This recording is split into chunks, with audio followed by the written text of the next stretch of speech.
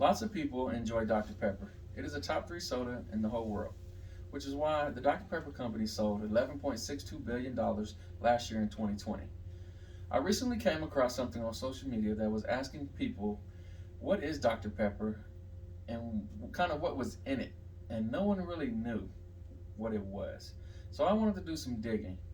Now, I do drink lots of water, but Dr. Pepper is my soda of choice, and usually has been.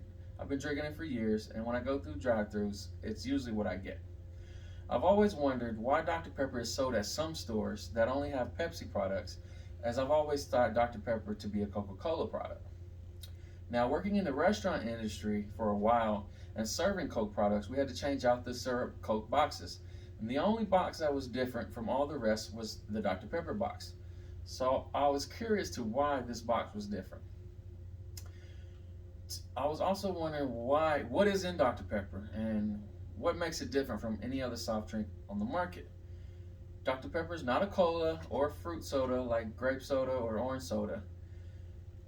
Why is it sold by Pepsi and Coca-Cola companies? I'm going to talk about Dr. Pepper today, and I'm also going to go over the business part of Dr. Pepper and why it's the only product that can be sold by any company in the world. Now, I would like to start off by giving you some history of Dr. Pepper so you can see how far it has come as a drink and a company. Dr. Pepper was created in Waco, Texas in 1885 by a man named Charles Alderton. He was a young pharmacist working in a pharmacy called Morrison's Old Corner Drugstore. According to Ward from MentalFloss.com, it was Morrison who named it Dr. Pepper. And Ward also goes on to say that Dr. Pepper is the oldest major soft drink in American history. It started out in 1885 with no name inside a pharmacy that had a soda fountain bar and a man mixing syrups and had grown drastically in popularity. It was moved from Waco to Dallas in 1923. But back in 1891, Alderton led Morrison and a man named Robert Lazenby, a beverage chemist, developed the drink into a business. That's when they formed the new firm named the Artesian Manufacturing and Bottle Company, which would later become the Dr. Pepper Company.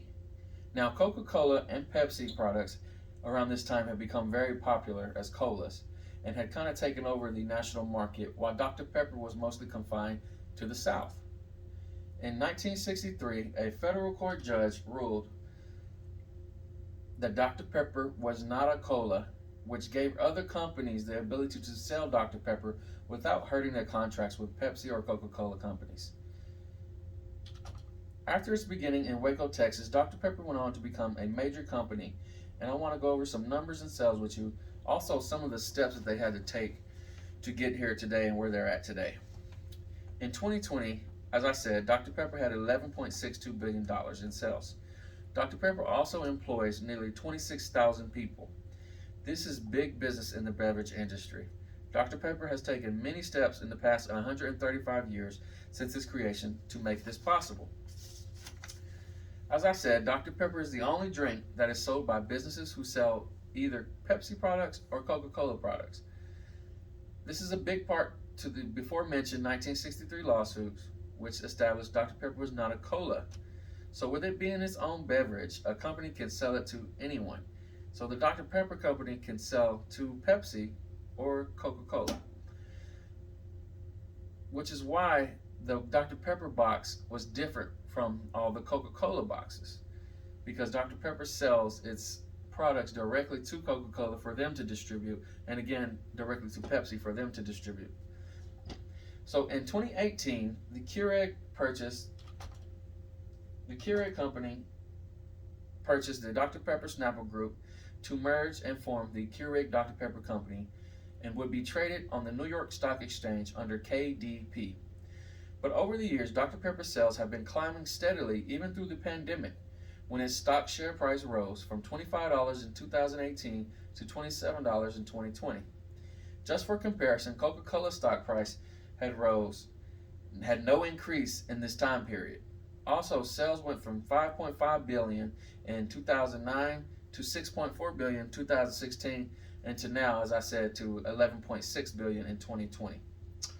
Now that I've shown you the numbers just what is inside this drink that has made so much money and is so popular. Dr. Pepper is known for having 23 flavors, unique flavors, combined into one drink. It even says it on the packaging. But after doing some research, no one really knows all the 23 flavors except two or three high ups in the company. Many have speculated, but no one really knows for sure what exactly the flavors are. So, what does Dr. Pepper taste like, or what are the flavors used? It's a guessing game. The truth is, Dr. Pepper just tastes like Dr. Pepper.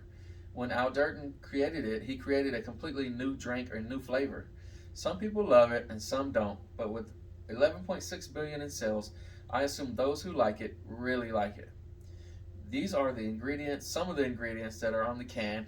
It says carbonated water, sugar, caramel color, phosphoric acid, some preservatives, among other things, including caffeine. So when people